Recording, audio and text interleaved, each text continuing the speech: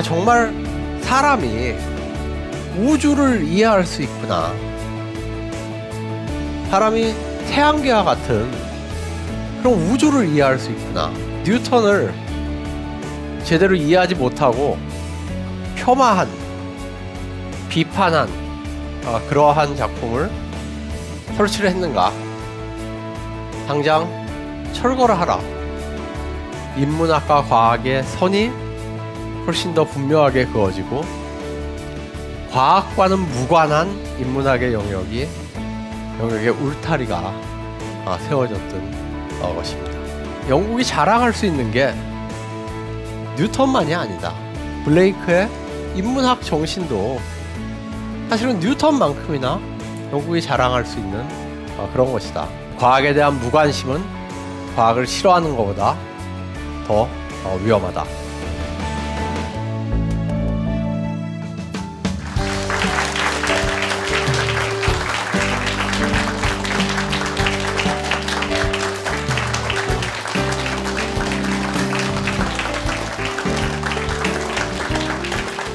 과학 인문과 예술을 말하다. 오늘 강의는 라부아제와 화학혁명에 대해서 말씀드리겠습니다. 여러분들께서는 지금 그 1807년에 그려진 작가미상의 라부아제의 기억을 위한 오마주라는 그림을 보고 계십니다. 여기서 라부아제는 왼쪽 하단에 메달 속에 조각으로 그 얼굴만 그려져 있습니다. 라부아제의 왼편에는 그 어린 천사가 손에는 원고를 들고 있는데요. 이 원고는 라부아제의 화학 원론이라는 책의 원고입니다. 그런데 그 천사가 뭔가 슬픈지 그 눈물을 흘리고 있습니다. 라부아제의 오른편에는 그 정의의 여신인 미네르바가 왼쪽 손에는 저울을 들고 있고요. 오른쪽 손으로 그 라부아제의 머리에 왕관을 씌워주고 있습니다. 라부아제는 그 근대 화학의 문을 열었던 근대 화학의 아버지라고도 불리는 그런 뛰어나고 널리 알려진 그런 화학자였습니다. 그렇지만 그는 1794년 프랑스 혁명이 일어나고 몇 년이 지나지 않은 어느 날 그 단두대에서 형장의 이슬로 사라집니다. 그 아마 어린 천사가 울고 있는 이유는 라부아제의 때이른 죽음을 슬퍼한 듯하며 그 정의의 여신 미네르바의 그 저울은 원래 정의의 여신이 공평성을 유지하기 위해서 들고 있는 어떤 상징이기도 하지만 또 라부아제가 아주 자주 사용했던 화학에서의 천칭이기도 합니다. 근데 그녀가 저울을 들고 있다는 것은 뭔가 라부아제의 죽음이 그렇게 공정한 것은 아니었다. 그러니까 자기가 어떤 정의를 다시 찾아주겠다. 라는 것을 얘기하고 있는 듯 하기도 합니다. 그 저울 뒤로는 어떤 화학 실험에 쓰이는 기구가 희미하게 보이는데요. 이 기구는 그 라부아제가 산소를 발견하는데 사용했던 게소미터라는 기구입니다. 당시에 프랑스 화가 중에 가장 유명했던 화가 중에 한 명이었던 자크 루이 다비드는 라부아제와 그의 부인 마담 라부아제의 초상화를 그렸습니다. 사실 저 초상화 자체에 굉장히 흥미로운 사실들이 많이 숨어 있습니다. 일단 저 초상화는 그 라부아지에를 그린 초상화라고 볼 수 있는데요. 물론 부부를 그렸지만요. 실제로 저 그림에서 더 중심에 있고 더 강조되고 있는 사람은 꼭 라부아지에가 아니라 마담 라부아지에 같습니다. 화학자 라부아지에는 자신의 부인에게 뭔가 물어보는 듯한 그런 그 얼굴 표정을 짓고 있고, 또 부인의 그림자 때문에 얼굴의 일부가 약간 가려져 있습니다. 자, 이 화가의 정확한 의도가 뭔지는 모르겠지만 이 다비드는 실제로 마담 라부아지에를 가르쳤던 미술 선생님이기도 했습니다. 뭐 그런 인연으로 이 그림을 이들에게 그려줬는지도 모르겠습니다. 마담 라부아지에는 실제로 과학과 역사, 미술 이런 학문 분야에, 그리고 예술에 재능이 아주 많았던 여성이었습니다. 그 라부아지에의 실험을 기록하기도 했고요. 또 실제로 실험 장면들, 또 실험 기구들, 이런 것들에 대한 아주 좋은 그림들을 많이 남겼습니다.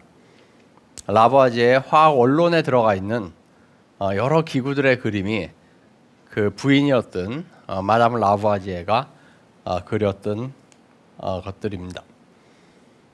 안타깝게도 라부아지에는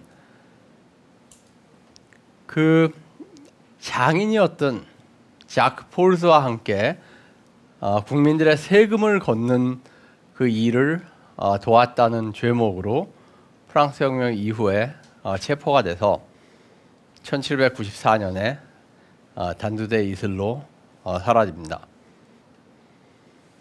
라부아지에는 화학에서 혁명을 이루었던 사람이지만 자기 자신은 정치적 혁명의 와중에 목숨을 잃었습니다. 라부아지에가 그 단두대에서 처형당하기 직전의 모습을 그린 그림입니다. 라부아지에가 이룬 화학혁명의 핵심은 산소의 발견입니다.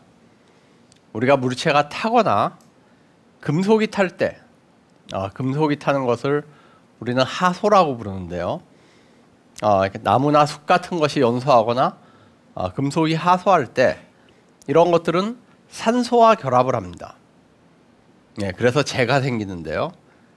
이 산소를 도입해서 연소나 하소를 최초로 설명했던 사람이 라부아지에입니다.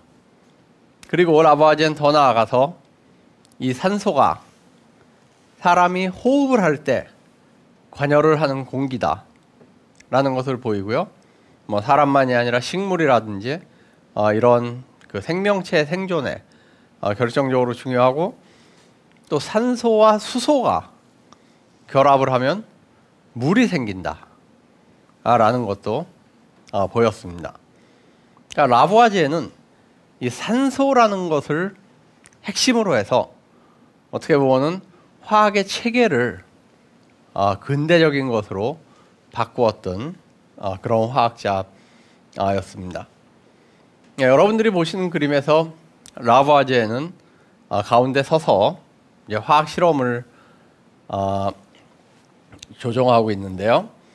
이 라부아지에 앞쪽으로 그 앉아 있는 사람이 라부아지의 친구인 파팽이라는 친구였습니다. 지금 얼굴에 마스크를 쓰고 산소를 호흡하고 있는 중입니다.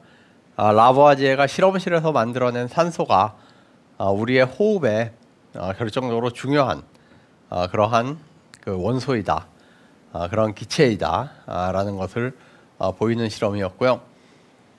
이 그림의 오른편 쪽으로는 그 라부아지에의 부인인 마담 라부아지에가 이 전체 실험을 기록을 하고 있습니다.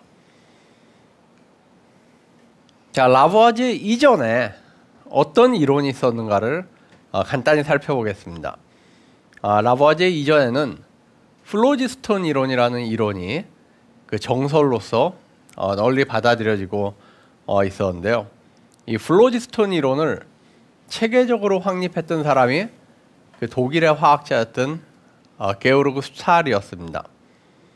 게오르그 슈탈은 자신의 시대에서 널리 받아들여지고 있었던 어떤 뉴턴식의 정량적인 화학적 방법을 거부하고 화학에서는 그 물질의 정성적인 성질들을 설명해야 된다 라는 어떤 자신의 신념을 바탕으로 플로지스톤이라는 어떤 가상적인 입자를 중심으로 해서 새로운 화학 체계를 세웠던 사람이었습니다. 이 플로지스톤 이론의 핵심은요, 여기서 보시듯이 금속이 탈 때, 즉 금속이 하소를 할 때, 자, 우리는 지금 금속이 타는 것은 금속과 산소가 결합하는 것이다. 그래서 금속재가 만들어진다 라고 생각을 하지만은 플로지스톤 이론은 금속은 원래 그 안에 플로지스톤을 가지고 있는데 그것이 타면서 플로지스톤을 밖으로 내보내고 그리고 금속재가 남는 것이다 라고 생각을 했습니다. 예, 그래서 이 과정을 거꾸로 돌리면은 플로지스톤에 금속재를 더하면, 다시 얘기해서 금속재에 플로지스톤을 더해주면은 그것은 금속으로 다시 변한다 라는 것이었습니다. 자, 이 플로지스톤 이론에는 여러 가지 장점이 있었습니다. 일단 하나는요, 많은 금속들이 비슷비슷한 성질들을 가지고 있습니다. 예를 들어서 금속은 뭐 겉이 이렇게 윤기가 난다든지 아니면 뭐 무겁다든지 어떤 뭐 색깔이 검은색 비슷한 어두운 색깔이 난다든지 하여튼 이런 여러 가지 그 특징들을 가지고 있는데요. 그 금속들이 갖고 있는 성질들이 왜 이렇게 비슷하냐에 대해서 플로지스톤 이론은 그 이유는 모든 금속이 다 플로지스톤이라는 공통적인 성질을 가지고 있기 때문에 그렇다라고 설명을 할 수가 있었습니다. 그리고 금속이 하소하는 것만 플로지스톤을 내보내는 것이 아니라 나무가 타고 숯이 타고 그러는 것도 플로지스톤을 내보내는 것이다. 우리가 나무를 태워서 숯을 만들면은 숯이 훨씬 가벼워지잖아요. 숯 자체가 가벼워지니까 그냥 상식적인 생각으로는 나무에서 뭔가가 빠져나갔구나 라고 생각할 수가 있습니다. 그 빠져나간 존재가 플로지스톤이었다는 것이죠. 그리고 어떤 밀폐된 유리통을 만들어 놓고 그 안에서 초를 태웁니다. 초를 태우면은 초가 한참 타다가 꺼져요. 자, 우리는 지금 이 초가 왜 꺼지냐면은 그 안에 있는 산소를 다 썼기 때문에 처음에는 켜져 있던 초가 꺼진다라고 생각을 합니다. 그렇죠? 근데 플로지스톤 이론에서는 어떻게 이걸 설명했냐면은 산소를 쓰는 게 아니라 그 초가 타면서 플로지스톤을 바깥 공기로 내보냅니다. 근데 이게 밀폐되어 있기 때문에 빠져나간 플로지스톤이 채워질 수 있는 공기가 한정되어 있다는 것이에요. 그래서 처음에는 잘 타다가 플로지스톤이 계속 빠져나가서 공기를 채우다 보면 어느 단계에 그 한정된 공기가 꽉 차게 됩니다. 그러면 더 이상 타지 못하고 초가 꺼진다는 것이죠. 자, 밀폐된 공간 안에 쥐 같은 것을 넣어놔도 쥐가 처음에는 살아있다가 나중에 죽습니다. 그렇죠? 왜 죽냐면은 우리의 이론에 따르면은 그 쥐가 안에 있는 산소를 다 소모하기 때문에 그렇죠. 근데 플로지스톤 이론에 따르면은 쥐가 숨을 쉴 때 나쁜 공기인 플로지스톤을 내뱉습니다.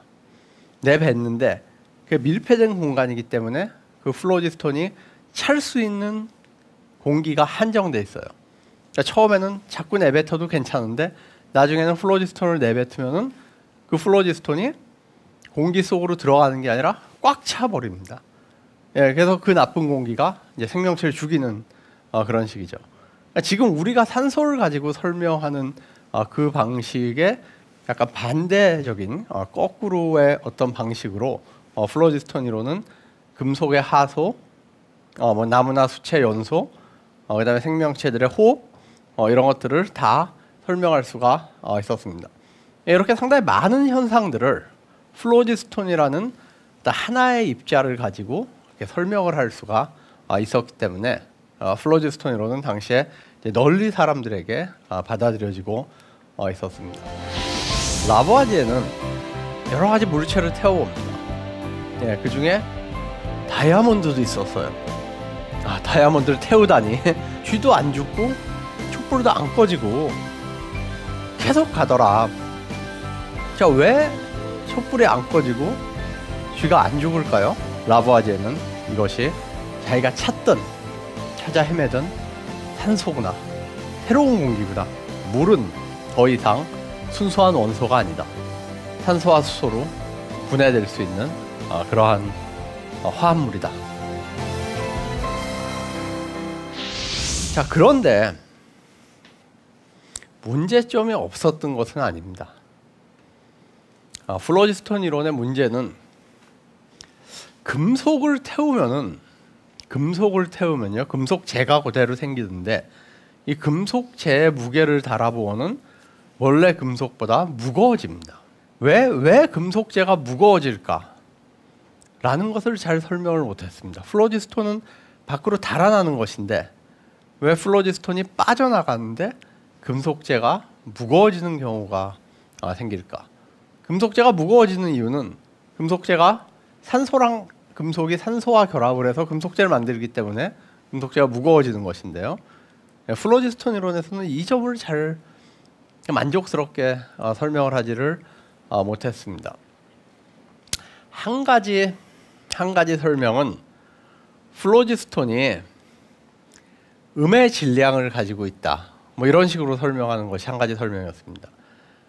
플로지스톤이 마이너스 질량을 갖고 있기 때문에 플로지스톤이 빠져나가면은 더 무거워진다. 재가. 뭐 이런 설명이 있었는데요. 그게 뭐 썩 만족스럽지는 못한 그런 설명이었습니다. 어쨌건 뭐 이런 문제는 이제 플로지스톤 이론이 잘 설명하지 못했던 그러한 문제로 남아 있었는데요. 라보아지에는 1772년부터 1773년 사이에 여러 가지 물체를 태워봅니다. 그 중에 다이아몬드도 있었어요. 다이아몬드를 태우다니. 참, 다이아몬드 굉장히 잘 탑니다. 탄소 덩어리이기 때문에 금방 타버려요. 다이아몬드도 태우고 황도 태웠습니다. 근데 이런 물체를 태울 때 다 무게가 증가한다는 사실을 발견을 했어요. 근데 라보아지에는 음의 질량 이런 거를 받아들이질 않았었거든요. 여러 가지 이유가 있었는데 그 중에 한 가지 이유는 라보아지에가 물리학자들과 공동 연구를 많이 했었습니다. 근데 물리학자들은 다 음의 질량 이런 거는 터무니없는 얘기다 라고 생각을 하고 있었습니다. 그래서 그런 영향 때문인지 라보아지에 역시 그 음의 질량에 대해서 굉장히 부정적인 생각을 갖고 있었던 차에 자신이 했던 이런 여러 실험들이 다 재 무게가 증가한다 라는 것을 보여주니까 이게 타는 게 뭔가가 빠져나가는 게 아니라 공기 중에 어떤 것이랑 결합하는 게 아닐까 라는 생각을 하기 시작을 합니다. 근데 그게 무엇인지는 아직 모르고 있었습니다. 그 시점에 결정적으로 개입했던 사람이 영국의 플로지스톤 이론가였던 그리고 유명한 화학자였던 조집 프리스틀리였습니다. 프리스틀리가 했던 아주 재밌는 실험이 하나가 있습니다. 자, 밀폐된 유리 용기 안에 촛불을 켜놓고 쥐를 넣어놓으면요, 시간이 지나면서 촛불은 꺼지고 쥐는 죽습니다. 자, 우리는 이걸 어떻게 설명하는지 여러분들 다 알고 계시죠? 이 안에 산소가 한정돼 있기 때문에 그것을 다 소모하면은 촛불도 꺼지고 쥐도 죽는다는 것이었습니다. 근데 플로지스톤 이론에서는 촛불이나 쥐가 다 플로지스톤을 내뿜습니다. 그렇죠? 내뿜죠.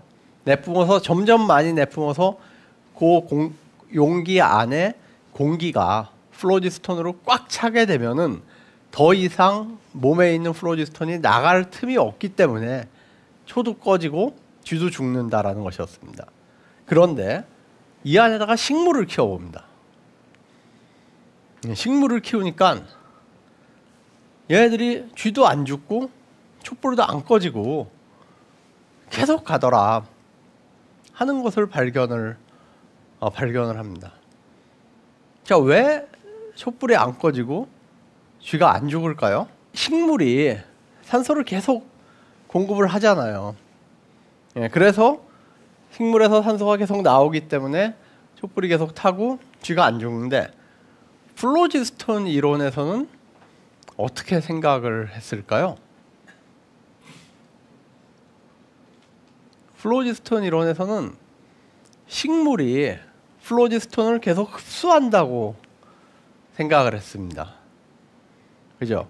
쥐나 초에서 나왔던 플로지스톤을 식물이 계속 흡수를 하기 때문에 그렇기 때문에 이 안에 있는 쥐가 계속 살 수 있고 촛불이 계속 켜질 수 있다라고 생각을 했던 거죠. 그러니까 여기서 프리스틴은 이런 생각을 합니다. 자, 그러면은 플로지스톤은 참 나쁜 공기다. 그럼 플로지스톤을 흡수해 버려서 남은 어떤 공기는 괜찮은 공기 아니냐, 즉 생명의 공기 아니냐, 생명체를 계속 살게 만들고 촛불을 계속 켜있게 만드는 그런 공기 아니냐라고 생각을 합니다.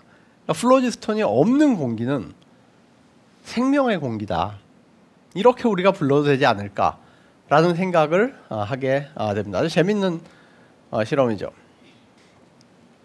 자, 그러다가 1774년에 프리스틀리가 아주 재밌고 또 아주 중요한 실험을 하나를 하게 됩니다. 예, 그거는 수은을 태우면요, 수은을 태우면 수은재가 생깁니다. 딱딱한 수은재가 생기는데 그 수은재를 다시 태우면은, 계속 가열을 하면은 다시 수은으로 변합니다. 이게 아주 재밌는 현상이었는데요. 수은재를 다시 가열을 계속하면은 원래 수은으로 바뀝니다. 근데 그 실험을 밀폐된 공간 안에서 실험을 합니다. 예, 수은을 담은 유리 그릇을 만들어 놓고요. 거기에 이렇게 밀폐된 그릇을 그 위에다 올려 놓습니다. 예, 그러면 어느 높이까지 수은이 올라갑니다. 예, 올라가서 그 속에 수은재를 작은 배 같은데 띄워서 이렇게 놓습니다. 근데 이거 태우는 방법이 문제죠. 가열을 해야 되는데 저런 상태에서 가열을 할 수 있는 방법을 생각을 해야 됩니다. 렌즈를 사용해서, 볼록 렌즈를 사용해서 빛을 모아서, 그러니까 불을 떼는 게 아니라 빛을 모아서 그 빛을 수은재에 초점을 맞춥니다. 그래서 데워요. 수은재를 데우면은 수은재가 다시 수은으로 바뀝니다. 수은이 더 많아지기 때문에 원래 그 용기 안에 수위는 올라갑니다. 없던 수은이 생기니까요. 당연히 올라가야죠. 올라가는데 재밌는 거는 이 엎어놓은 용기 안에 그 전에는 없던 어떤 새로운 기체가 생깁니다. 새로운 기체가 생겨서 이 엎어놓은 용기 안에 공기의 이 레벨이 이만큼 밑으로 내려옵니다. 예, 수은도 생기고 어떤 기체도 생깁니다. 수은재를 데웠더니 수은도 생기고 또 새로운 기체가 생기는 것 같습니다. 자, 뭔가 분명히 생기는데 그게 뭘까? 라고 고민을 하다가 원래 수은을 가열하면은 수은재의 플로지스톤이 밖으로 나옵니다. 그래서 그럼 수은재에다가 플로지스톤을 더하는 게 지금 프리스틀리가 했던 과정이니까 그렇게 더하면은 수은이 생기고 뭐가 남을 것이냐 해서 공기 중에 있던 플로지스톤이 그 수은재 안으로 들어가서 수은을 만들면서 새로 생긴 공기는 플로지스톤이 빠져나간 어떤 공기가 생기는구나. 자기가 발견한 거는 플로지스톤이 빠져나간 공기라는 어떤 특성을 가진 그런 공기를 발견했구나. 새로운 공기가 생긴 거는 딴 게 아니라 기존의 공기에서 플로지스톤이 빠져나가면서 남은 것이 새로 만들어진 공기구나. 그래서 그거를 프리스틀리는 디플로지스티케이티드 에어, 그러니까 플로지스톤이 원래 공기 안에 플로지스톤이 있는데 그게 다 빠져버린 공기다라고 이름을 붙입니다. 자기 자신이 또 새로운 공기를 발견했다고 생각을 합니다. 이 실험 사실을 라보아지에한테 알립니다. 라보아지에는 이거를 듣자마자 아하, 이 프리스틀리가 발견한 게 플로지스톤이 빠져나간 공기가 아니라 자기가 그 전에 실험을 했을 때 황이라든지 다이아몬드와 결합해서 물체의 무게를 올리던 그 공기구나 라고 생각을 합니다. 그래서 이건 플로지스톤 이론으로 설명될 수 있는 공기가 아니라 완전히 이 공기를 구성하는 새로운 어떤 원소, 새로운 요소인 새 공기다 라고 생각을 합니다. 그리고 이것을 나중에 산소라고 이름을 붙입니다. 그러니까 같은 실험 현상을 두고 프리스틀리는 자기가 발견한 공기가 플로지스톤이 빠져나간 공기다 라고 해석한 데 반해서 라보아지에는 이것이 자기가 찾아 헤매던 산소구나, 새로운 공기구나. 이 산소는 공기를 구성하고 있는 여러 성분 중에 하나인 산소구나 라고 생각을 하게 됩니다. 그리고 그걸 보이기 위해서 당장 실험을 하는데 어떤 실험이냐면 왼쪽은 수은을 가열해서 수은제를 만드는 실험입니다. 수은을 가열해 왔고요. 수은이 이제 이렇게 A라고 써진 그 플라스크 안에 이제 수은을 넣어놓고요. 그 밑에다 노를 떼서 수은을 가열합니다. 가열을 하면 수은제가 생기는데 그때 이 BC를 거쳐서 저쪽 오른쪽 편에 있는 공기의 일부를 흡수를 합니다. 흡수를 해서 수은제가 생기죠. 흡수된 공기의 양을 알아요. 그런데 오른쪽 실험에서는 똑같은 그 수은제를 갖다가 다시 수은을 만듭니다.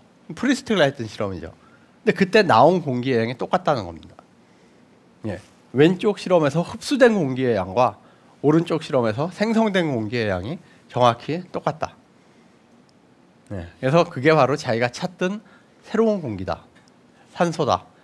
공기의 한 구성 성분이고 그 공기는 아까 여러분들이 보셨듯이 인간이 호흡을 하는데 결정적으로 중요한 그런 공기고 수소랑 결합했을 때는 물을 만들어내는 그런 공기다 라고 생각을 하게 됩니다. 자, 이 둘의 차이를 한번 비교를 해볼까요? 프리스틀리는 금속과 플로지스톤이 빠진 공기가 결합하는 플로지스톤과 금속재를 만들어낸다고 봤는데 라보아지에는 금속과 산소가 결합을 하면 금속재가 생기는 것이다 라고 봤고요. 프리스틀리는 플로지스톤이 빠진 공기에 플로지스톤이 결합을 하면은, 근데 플로지스톤은 주변에 이제 물도 조금 가지고 있습니다. 눈에 보이진 않지만은 결합을 하기 때문에 둘은 상쇄가 되고 남은 것이 물이다 라고 생각을 했는데 라보아지에는 산소와 수소가 더해지면 물이 생긴다. 산소와 수소가 더해지면 물이 생긴다. 물은 더 이상 순수한 원소가 아니다. 산소와 수소로 분해될 수 있는 화합물이다 라는 것을 라보아지에가 보이는 것입니다. 라보아지에는 상당히 일찍부터 자신과 같은 식으로 생각하는 것이 과학에서의 혁명을 가지고 올 것이다 푸는, 그 이전까지 우리가 과학이라는 것을 바라보았던 어떤 관점을 말 그대로 혁명적으로 바꿔버립니다. 과학이 자연에 존재하는 진리를 이렇게 가다가 줍는 것 같은, 과학은 인간적 활동이고 사회적 활동이다. 자, 라보아지에는 상당히 일찍부터 자신과 같은 식으로 생각하는 것이 과학에서의 혁명을 가지고 올 것이다 라고 생각을 했습니다. 1773년에 라보아지에는 자신의 노트에다가 이렇게 적었습니다. 이 주제의 중요성은 내게 물리학과 화학에서의 혁명, 즉 레볼루션을 가지고 올 운명인 것으로 보인다. 그러니까 자신이 했던 실험과 관련된 얘기인데요.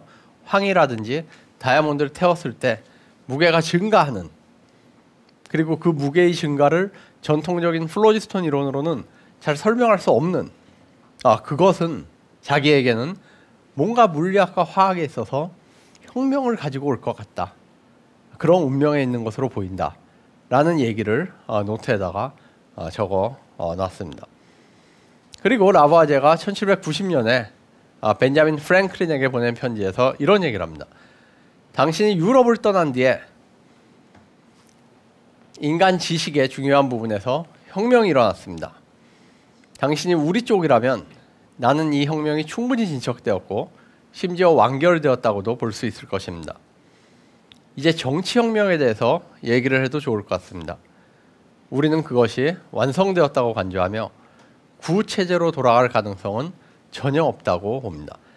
1790년이면 프랑스 혁명이 일어나고 1년 뒤입니다. 아주 재밌는 편지죠. 라부아제는 자신이 한 실험들, 자신이 한 연구 때문에 과학에서의 혁명이 일어났다는 얘기를 하면서 그 혁명을 정치혁명과 비유를 하고 있습니다.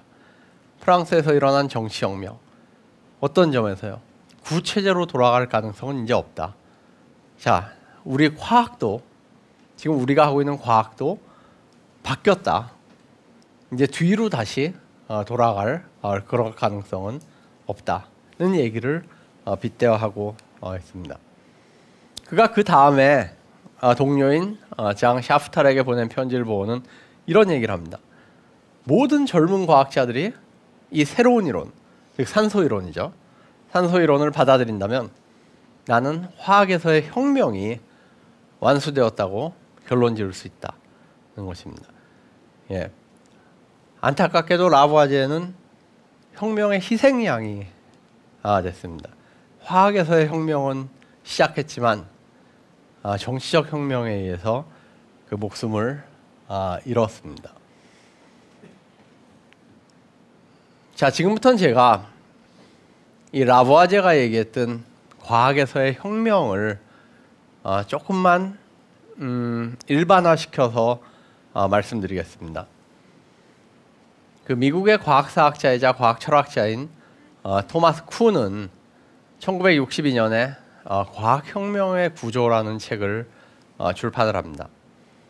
이 책에서 쿤은 그 이전까지 우리가 과학이라는 것을 바라보았던 어떤 관점을 말 그대로 혁명적으로 바꿔버립니다. 예, 쿤의 핵심적인 개념은 패러다임이라는 개념입니다. 패러다임은 어떤 과학자 단체가 혹은 과학자 공동체가 이렇게 습득을 해서 만들어내서 그걸 통해서 여러 가지 자연현상들을 설명할 수 있는 그런 단초가 되는 굉장히 중요한 업적입니다. 자, 제가 이것을 간단히 이 과정에 대해서 한번 설명을 드려보겠습니다. 패러다임이 받아들여지기 이전에는 여기 여러 가지 현상들이 있습니다. P1 같은 어떤 문제가 있고요. P2 같은 문제나 현상도 있습니다. P3도 있고요. 이 각각을 서로 다른 식으로 다 설명을 합니다. P1을 설명할 때는 어떤 T1으로 설명을 했다가 P2는 뭐 T1과 T3를 결합해서 설명을 했다가 P3는 또 뭐 T2로 설명을 했다, 이런 식으로 서로 다른 이론들이 연관된 현상들을 다 가지가지로 좀 이렇게 각각 설명을 합니다. 그러니까 뭔가 체계가 안 잡히고 뭔가 우리가 알고 있는 과학과는 상당히 다른 형태의 활동들이 이루어지는데요. 그러다 어느 시점에 얘네들이 별개의 현상이 아니라 하나의 패러다임으로 딱 설명될 수 있는 그런 현상이다 라는 굉장히 그 모범이 될 수 있는 어떤 이론이라든지 설명이 딱 등장을 합니다. 예, 우리가 전 시간에 봤던, 예를 들어서 뉴턴이 만유인력을 가지고 행성의 궤도와 뭐 지구에서의 포물선 운동과 달의 운동과 사과의 자유낙하와 이런 것들을 같이 쫙 설명을 해버리는 그런 식이죠. 이렇게 패러다임을 받아들이고 나면은 그 다음부터 정상과학의 시기가 시작이 됩니다. 정상과학은 일단 패러다임을 확장을 합니다. 그동안 그 패러다임으로 설명이 잘 안 됐을 것 같은 문제를 막 이렇게 가지고 와서 기존의 패러다임으로 막 설명을 합니다. 이론과 실험 사이에 그 일치가 정확치가 않은데 그걸 또 어떻게 막 노력을 해서 이론과 실험을 일치시켜 보도록 애를 씁니다. 그래서 패러다임을 확장하고 패러다임을 정교화하는 그 활동이 지속이 됩니다. 이게 이제 정상과학 활동인데요. 이런 식으로 계속 가다가 어느 순간에 이 패러다임으로는 잘 설명이 안 되는 변칙 현상들이 등장을 합니다. 그렇죠? 변칙 현상이 등장을 하면은 거기에 대한 첫 번째 반응은 기존의 패러다임으로 설명을 해보려고 노력을 하는 겁니다. 설명이 잘 안 돼도 설명을 해봐야지. 그래서 열심히 노력을 합니다. 잘 안 되면은 그 다음에는 되게 무시를 합니다. 이거 별로 중요한 현상 아니다. 혹은 뭐 나중에 누군가 설명을 하겠지. 그러면서 무시를 합니다. 자기들의 패러다임의 영역 바깥으로 이렇게 간주를 합니다. 중요하지 않은 문제거나 아니면 뭐 잘 설명은 안 되지만은 하여튼 누군가가 설명을 하겠지 하는 형태로 남겨둡니다. 그런데 이게 계속 문제가 되고 명망 있는 과학자들이 이 문제들이 그냥 무시할 수 있는 문제가 아니다. 뭔가 우리 지금 체제로는 잘 설명이 안 되는데 꼭 한번 설명해 봐야 되는 문제 아니냐. 이게 좀 위기 아니냐. 이런 느낌이 고조가 되면서 이제 위기가 생기고 과학혁명의 시기로 접어들게 됩니다. 그럼 과학혁명의 시기에는 이 변칙들을 설명하는 새로운 패러다임이 등장을 합니다. 기존의 패러다임이 아닌 이 변칙과 기존의 패러다임이 잘 설명했던 현상 중에 일부를 설명하는 새로운 패러다임이 등장을 합니다. 자, 이 두 패러다임을 한번 비교를 해보세요. 여러분들 두 패러다임을 비교하시면서 내가 만약에 저 시기에 살았다면은 나는 어느 것을 선택했을까를 한번 생각을 해보십시오. 쿠는 이 전통적인 패러다임과 새로운 패러다임이 공약 불가능하다라고 얘기를 했습니다. 합리적인 잣대로 비교되기 힘들다고 얘기를 했습니다. 왜 그럴까요? 전통적인 패러다임은 이미 상당히 많은 문제를 잘 설명해 왔습니다. 굉장히 많은 문제들을 잘 설명해 왔는데 새로 등장한 한두 문제를 잘 설명을 못합니다. 새로운 패러다임은 새로 등장한 한두 문제를 잘 설명을 합니다. 기존의 문제 중에 얼마나 많이 얘가 설명을 할지는 잘 몰라요. 그리고 앞으로 어떻게 될지도 잘 모릅니다. 이 두 개가 합리적으로 비교할 수 없다. 합리적인 잣대로 이 두 개를 비교해서 전통적인 것을 택할 것이냐 새로운 것을 택할 것이냐를 비교하기 힘들다라는 게 쿤의 주장이었습니다. 새로운 패러다임은 거의 항상 전통적인 패러다임보다 열등합니다. 그래서 처음에 등장했을 때는 소수의 사람들만이 이를 선택을 합니다. 지구 중심설, 지구가 우주의 중심에 있고 움직이지 않고 다른 모든 것들은 지구의 주위를 돈다 라는 패러다임이 지배하고 있을 때 태양 중심설을 코페르니쿠스가 제창을 했습니다. 아주 소수의 사람들만이 태양 중심설을 받아들였습니다. 그렇지만 이 두 개가 경쟁해서 결국 많은 경우에 새로운 패러다임이 받아들여지고 점점 더 많은 사람들이 이 패러다임을 받아들이면서 새로운 패러다임이 지배적인 패러다임이 됩니다. 자, 처음에 누가 이것을 선택하냐? 그 소수의 사람들만이 선택을 합니다. 왜냐하면 당시에 주류 과학자들, 특히 기존의 패러다임에서 배우고 이것을 바탕으로 과학 연구를 계속 해왔던 사람들은 기존의 패러다임에 대개는 머뭅니다. 새로운 패러다임을 받아들이는 사람들은 젊은 사람이거나 아니면은 과학의 주류에서 조금 벗어나 있는 그런 사람들이 대개는 새로운 패러다임을 받아들여서 그거를 발전시키는 역할을 합니다. 그래서 이런 요소들을 종합을 해보면은 쿤에 의하면은 과학이라는 것이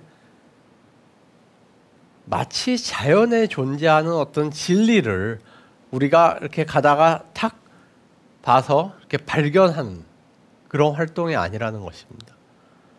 예, 과학이라는 것이 마치 아무도 가본 적이 없었던 무인도를 우리가 항해하다가 이렇게 발견해서 이름을 짓는 형태의 그런 활동이 아니라 패러다임을 만들고 그것을 받아들이고 그것을 정교하게 하고 확장하고 또 그 패러다임이 해결하지 못했던 문제를 설명하는 새로운 패러다임을 만들고 그것의 경쟁 속에서 새로운 패러다임을 받아들이고 또 그것을 발전시키다가 또 그 패러다임이 해결하지 못하는 문제들이 나왔을 때 또 그걸 설명하는 또 새 패러다임을 만들고 하는 사람의 활동이다 라는 것입니다. 과학이라는 것이 사람의 활동이다. 그리고 사회 속에서 일어나는 활동이다 라는 게 쿤의 메시지라고 볼 수 있습니다. 예, 조금 딱딱한 철학적인 얘기가 될 수 있겠지만은 과학혁명의 구조가 나오기 전에 사람들은 실제론이라는 이제 과학이 다루는 대상이나 이런 것들이 실제한다. 과학에서의 이론에서 나오는 여러 가지 개념들 이런 것들이 자연에 실제하는 것이다 라는 실제론적인 그런 태도를 많이 가지고 있었는데요. 과학혁명의 구조 이후에는 이런 실제론에 대해서 이제 의문들이 많이 생기게 됩니다. 과학과 사회가 쿤 이전에는 아주 뚜렷하게 구분됐다면 쿤 이후에는 사회 속에서의 과학이 논의가 되고요. 과학의 발전과 관련해서도 쿤 이전에는 누적적이고 연속적인 발전의 형태 그리고 뭐 더 나아가서 저기 있는 어떤 궁극적인 진리를 향해서 계속 가까이 다가가는 그런 형태의 발전이 어떤 그 가정되었다면은 쿤 이후에는 혁명적이고 불연속적인 그런 발전이 논의가 되기 시작을 했습니다. 뭐 관찰과 이론의 관계에서도 관찰과 이론은 굉장히 분명하게 구분되어 있다라는 생각이 쿤 이전의 생각이었다면은 패러다임 안에서는 그런 것들이 다 연결돼 있는 것이다라는 게 쿤 이후의 생각이었고요. 과학 활동의 본질과 관련해서도 쿤 이전에는 자연에 존재하는 것을 발견하는 게 과학자들이 하는 일이다라는 생각이었다면 그 이후에는 패러다임을 만들고 그것을 확장하고 정교하게 하는 그런 일이 과학 활동의 핵심이다라는 식으로 얘기가 됐고요. 과학의 주체와 관련해서도 쿤 이전에는 이제 과학자 개개인을 주목했다면은 그 이후에는 패러다임을 공유하고 있는 이제 과학자 공동체를 주목을 했습니다. 과학은 합리적인 것이기 때문에 과학자들 사이에서의 의사소통은 굉장히 합리적이고 자유롭고 왜곡이 없다는 것이 쿤 이전의 생각이었다면은 쿤 이후에는 과학자들 사이에서도 특히 패러다임의 교체 시기에는 합리적인 의사소통이 매우 어렵거나 뭐 어떤 때는 거의 불가능하다라는 것이 그 이전에 쿤 이후의 생각이었습니다.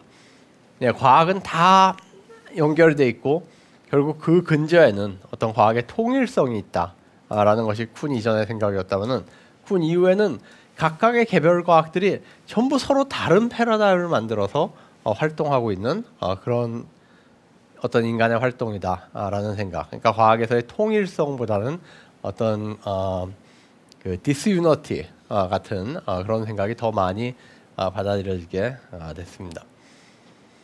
제가 이것을 강조하는 이유는 과학이 자연에 존재하는 진리를 이렇게 가다가 줍는 것 같은 그런 활동이 아니다라는 것입니다. 과학은 사람이 하는 활동입니다. 사람이 하는 활동이고 사회적인 활동입니다. 과학은 인간적 활동이고 사회적 활동이다. 이 명제를 통해서 우리는 과학과 인문학의 접점을 새롭게 만들어 볼 수 있다고 저는 생각합니다. 오늘 라부아지에와 화학혁명에 대한 강의 여기서 마치겠습니다. 고맙습니다.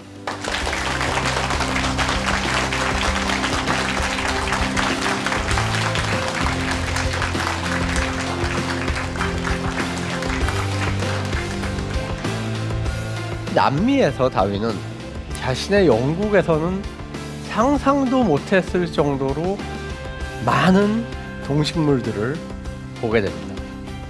콩 심은데 콩 나고 팥 심은데 팥 난다 하는 것인데, 왜 하나의 종이 다른 종으로 가지치기 하는 식으로 나눠지는 것일까?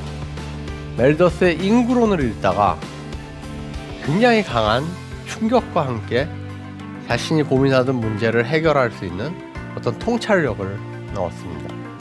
과학과 인간 사회와의 관계가 어때야 되는가에 대해서, 우리가 어떻게 사는 것이 바람직한가, 우리는 어떻게 살아야 되는가,